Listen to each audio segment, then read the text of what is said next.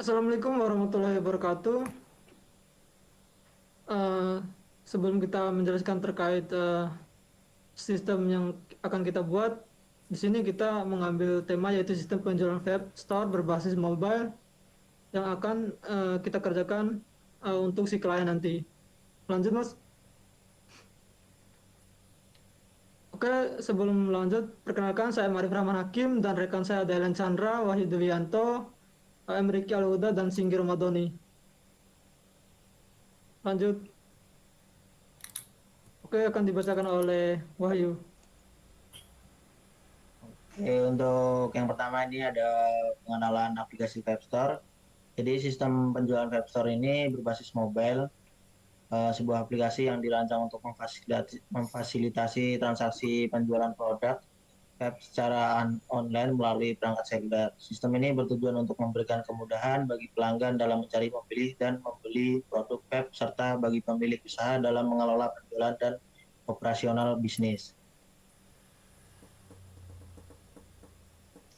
Nah, untuk fitur utama dari aplikasi Web Store ini, yang pertama itu ada manajemen produk. Jadi sistem ini memungkinkan pengelolaan katalog produk secara digital. Dan yang selanjutnya itu ada pencarian dan filter produk. Aplikasi ini menyediakan fitur pencarian dan filter yang memudahkan pelanggan untuk menemukan produk berdasarkan kategori, merek, harga, dan fitur spesifik lainnya. Yang ketiga itu ada keranjang belanja dan pembayaran. Penggunaan pengguna dapat menambahkan produk ke dalam keranjang belanja dan melanjutkan ke proses pembayaran yang terintegrasi dengan berbagai metode pembayaran digital sebagai transfer bank, e-wallet, dan kartu kredit. Yang keempat ada autentikasi pengguna dan keamanan. Sistem ini dilengkapi dengan autentikasi pengguna yang aman untuk menjaga privasi data pelanggan dan melindungi dari akses yang tidak sah. Yang kelima itu ada notifikasi real time. Aplikasi ini juga mengirimkan notifikasi kepada pelanggan mengenai promosi, penawaran khusus, status pesanan, dan pengingat pengisian ulang produk yang bertujuan untuk meningkatkan interaksi dan kepuasan pelanggan.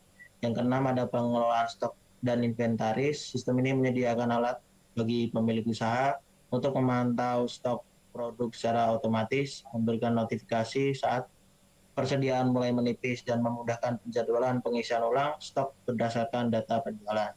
Yang terakhir atau yang ketujuh yaitu ada laporan dan analisis penjualan. Pemilik toko dapat mengakses laporan penjualan harian, mingguan, dan bulanan untuk memantau kinerja toko, melihat produk yang paling laris, serta menganalisis tren pembelian untuk pengambilan keputusan strategis. Untuk manfaat aplikasi Webstore itu sendiri, yang pertama itu memudahkan akses pelanggan dengan mengakses informasi produk dan melakukan pembelian kapan saja dan di mana saja melalui perangkat seluler. Yang kedua itu ada peningkatan efisiensi operasional, manajemen stok, pemrosesan pesanan, dan pelacakan pengiriman jadi lebih otomatis dan terorganisir. Yang ketiga, peningkatan pengalaman pelanggan, desain antarmuka yang intuitif dan fitur notifikasi meningkatkan pengalaman penggunaan pengguna dan loyalitas pelanggan. Yang terakhir itu ada keamanan dan kepercayaan. Sistem yang dirancang dengan keamanan tinggi meningkatkan kepercayaan pelanggan dalam bertransaksi secara online. Untuk proyek charternya akan dibacakan oleh rekan. Pada project charter, project name kita itu sistem penjualan web Bivapor. Project objektifnya menyediakan aplikasi memudahkan pembelian perlengkapan web dan memungkinkan pemesan online melalui platform digital. Expected start date-nya kita mulai dari 1 Oktober 2024. Expected end date-nya 1 Februari 2025. Estimasi cost-nya itu 25 juta. Key deliverables uh, itu aplikasi mobile untuk Google Play dan App Store, sistem manajemen pelanggan dan pemesanan, fitur pencarian produk dan manajemen pemesanan dan rating. Project scope-nya penjualan produk web secara online, integrasi sistem pembayaran digital, manajemen pelanggan dan pemesanan. Project scope eksklusifnya fitur yang tidak terkait langsung dengan penjualan selain seperti fitur komunitas atau sosial media. Sukses kriterianya aplikasi ini memiliki rating 4-5 bintang di Google Play, pertumbuhan pelanggan sebesar 5%. Risk and issue, resiko kehabisan anggaran, keterlambatan karena tidak memenuhi tenggat. Assumption, pelanggan familiar dengan aplikasi berbasis digital, tim pengembang siap memberikan pembaruan secara berkala. Constraint of dependencies, keterbatasan anggaran proyek, ketergantungan pada teknologi atau platform pihak ketiga. Stakeholders, investor, manajemen proyek, dan tim pengembang aplikasi. Project charternya, functionnya itu ada function, nama, tanggung jawab, dan signatur. Investor bernama Damar Jati Supajar menyediakan pendanaan, pengawasan kemajuan proyek, pengambilan keputusan strategis, analisis risiko, menjaga hubungan dengan stakeholder lain. Manajer project namanya M. Arif Rahman Hakim menjadwalkan pelaksanaan dan manajemen proyek, memantau kinerja proyek mulai dari pelaksanaan, analisis hingga implementasi, membuat dokumen dan mendefinisikan rencana proyek. Manajer keuangan bernama Sigi Ramadhani membuat tes plan untuk mengimplementasikan sistem kontrol keselarasan dan kelengkapan seluruh dokumen. Sistem analis Ellen Chandra menganalisis proses bisnis dalam koperasi, mendefinisikan prosedur yang ada dalam sistem, membuat dokumen flow dan sistem flow, membuat dokumen yang mendefinisikan spesifikasi kebutuhan perangkat lunak. Desain Wahyu Duyanto membuat rancangan sistem dengan HIPO, hierarchical input process output, dan DFD, data flow diagram, membuat basis data IRD, entity relational diagram, membuat dokumen SAD, sistem analisis dokumen, membuat rancangan desain UI. Programming, Emriki Al-Huda membuat aplikasi yang telah dirancang dan direncanakan.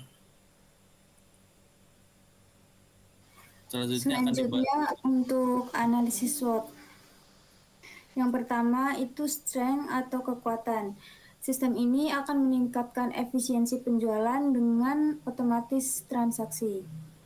Desain sistem user-friendly dengan UI UX yang sederhana untuk pengguna, kemudahan integrasi dengan sistem pembayaran yang populer, data transaksi dan inventory mudah dipantau secara real-time.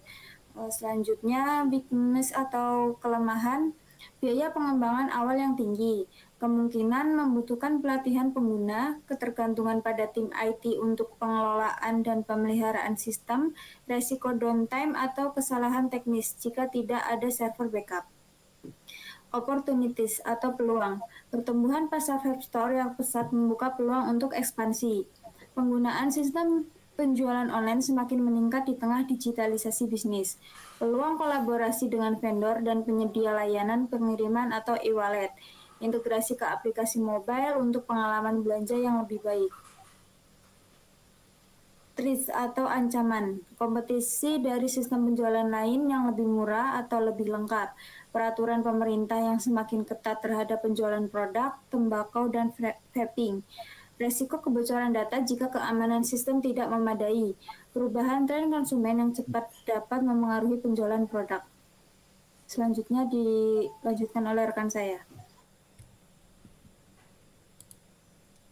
Oke, untuk work breakdown strukturnya ini itu ada 4 ada 5 orang, yaitu pertama M. Arif Rahman sebagai project manager, di mana dia itu tugasnya sebagai perencanaan proyek yang dimana mengidentifikasi dan analisis stakeholder, penyusunan requirement fungsi dan non fungsi, penyusunan timeline proyek dan estimasi anggaran.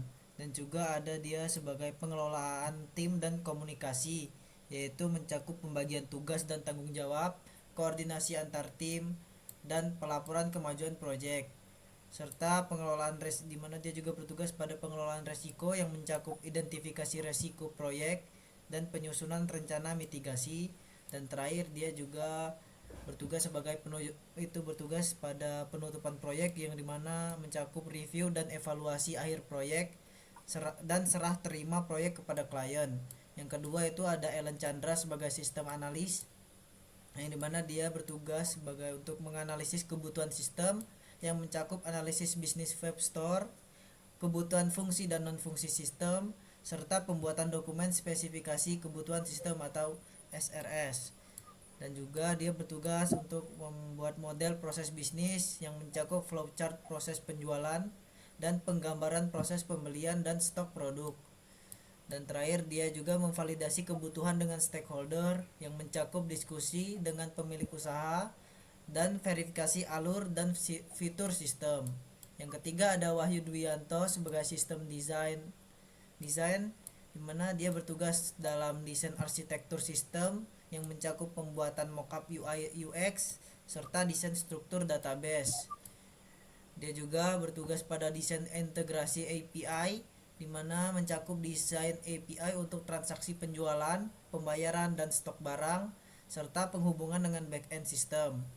Juga dia bertugas pada pengembangan front-end, di mana mencakup pembuatan halaman login, registrasi, dashboard, katalog produk, dan pembayaran, serta mengimplementasikan desain UI UX dari mockup.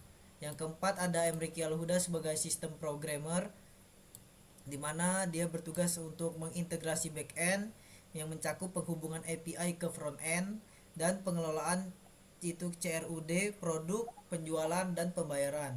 Dia juga bertugas pada pengelolaan keamanan dan autentikasi yang mencakup implementasi sistem autentikasi untuk pengguna dan admin, serta validasi transaksi dan keamanan data pembelian. Dan terakhir dia bertugas untuk responsivitas aplikasi yang mencakup optimisasi untuk desktop dan mobile. Dan terakhir ada Singgi Romadoni sebagai sistem tester, di mana dia bertugas untuk membuat perencanaan pengujian yang mencakup skema pengujian fungsi front end dan back end dan skenario pengujian integrasi. Dan juga tugasnya ada sebagai pengujian fungsionalitas dan performa, di mana mencakup uji unit untuk komponen utama UI dan pengujian performa sistem dan kecepatan transaksi. Dan terakhir dia juga bertugas pada pengujian acceptance testing yang mencakup uji penerimaan pengguna akhir atau UAT dan mengidentifikasi bug fixing serta mengidentifikasi dan bug fixing. Untuk selanjutnya akan dilanjutkan oleh partner saya. Baik, di sini saya akan menjelaskan terkait Gantt-chartnya, di mana Gantt-chart ini kita buat berdasarkan WBS yang kita buat sebelumnya. Untuk WBS yang pertama yaitu di Project Manager. Adapun planning point yang akan saya bahas yaitu yang pertama yaitu perencanaan proyek yang akan dikerjakan oleh Project Manager. Kemudian dia akan melakukan penyusunan requirement fungsional ataupun non fungsional nanti. Kemudian dia buat penyusunan timeline proyek, pengolahan tim dan komunikasi, kemudian koordinasi antar tim, kemudian membuat pelaporan kemajuan proyek, kemudian dia akan melakukan pengelolaan risiko terkait masalah nanti, kemudian dia akan menyusun rencana mitigasi yang akan dilanjutkan lagi oleh penutupan proyek dan review evaluasi akhir proyek serta serah terima proyek ke klien nantinya. Ini merupakan planning dari project manager dan akan dikerjakan mulai dari tanggal 1 bulan 11 2024 dan berakhir di tanggal 19 bulan 2 2025 nantinya. Kemudian untuk data analis, sini pun ada planning yang kita buat di mana data analis nanti yaitu akan melakukan analisis kebutuhan sistem, kemudian dia akan melakukan pembuatan dokumen spesifikasi kebutuhan sistem SRS, kemudian dia akan membuat kayak model proses bisnis, flowchart proses penjualan, kemudian dia akan melakukan penggambaran proses pembelian, kemudian validasi kebutuhan dengan stakeholder, diskusi dengan pemilik usaha, serta verifikasi alur dari fitur sistem nantinya. Data analis ini akan start mulai dari tanggal 1 bulan 12 2024 dan berakhir di tanggal 16 bulan 12 2024. Kemudian di sini ada pun front end developer dan desain. Di sini dia planningnya yaitu akan melakukan desain arsitektur terkait sistem nanti. Kemudian dia akan membuat desain integrasi API. Kemudian dia akan melakukan pembuatan mockup UI UX dan dilanjut dengan desain API untuk transaksi penjualan, pembayaran, dan stok barang. Kemudian akan dilanjut ke desain struktur database, dan terakhir yaitu menghubungkan dengan backend sistem terkait implementasi desain UI UX dari mockup yang didesain sebelumnya oleh front-end.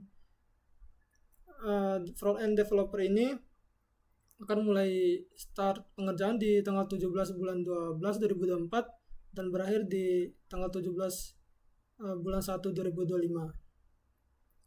Kemudian untuk backend developer, dia akan melakukan integrasi backend, kemudian dia akan melakukan penghubungan API ke front-end, kemudian dia akan melakukan pengenalan CRUD produk, penjualan, dan pembayaran, dan kemudian dia akan melakukan implementasi sistem, autentikasi untuk pengguna dan admin, dan terakhir yaitu validasi transaksi dan responsivitas aplikasi serta optimisasi desktop maupun mobile nantinya yang akan dibuat. Backend nanti akan mulai membuat planning ini atau melakukan pekerjaannya di tanggal 18 bulan 1 2025 dan berakhir di tanggal 31 bulan 1 2025. Kemudian untuk testing ataupun planningnya yaitu melakukan perencanaan pengujian, kemudian dia akan melakukan skema pengujian fungsi front-end dan back-end nanti, kemudian dia membuat skenario pengujian, kemudian dia akan dilakukan pengujian fungsionalitas dan performa, dan akan dilanjut oleh uji unit komponen utama UI, dan kemudian akan melakukan pengujian performa dan kecepatan transaksi, dan terakhir yaitu uji penerimaan pengguna akhir atau UAT, dan terakhir itu akan lakukan identifikasi dan bug fixing terkait sistem final sistem nantinya. Testing ini akan mulai bekerja di tanggal 27 bulan 1 2025 dan akan berakhir di tanggal 12 bulan 2 2025. Untuk rencana pembiayaan di sini ada pada bulan pertama itu ada project manager dengan total cost 3 juta, dan pada bulan keduanya itu ada sistem analis dengan total costnya 2 juta. Pada bulan kedua juga ada UI UX design dengan total costnya 2 juta juga, dan untuk front end development dimulai pada bulan kedua dengan total cost 2 juta dan berakhir pada bulan ketiga dengan total cost 1,5 juta yang berarti dengan total 3,5 juta. Untuk back end development itu ada dimulai pada bulan ketiga dengan total costnya 3,5 juta, dan ada testing dimulai pada bulan 3 dengan cost 500.000 dan berakhir pada bulan keempat dengan cost 500.000 berarti dengan total 1 juta. Untuk hardwarenya ada handheld device pada bulan keempat dengan total 500.000. Untuk software pertama ada license software yang dimana setiap bulannya mencakup 2 juta cost dengan total 8 juta. Untuk biaya operasional dan komunikasinya itu tiap bulan mencakup 200.000 ya dengan total 800.000, dan kontingensi atau dana cadangannya itu pada bulan keempat dengan costnya 500.000 dan dengan total akhir yaitu 24.800.000. Mungkin itu saja yang bisa saya sampaikan. Saya mewakili teman-teman yang presentasi pada hari ini. Lebih dan kurangnya saya mohon maaf. Wassalamualaikum warahmatullahi wabarakatuh.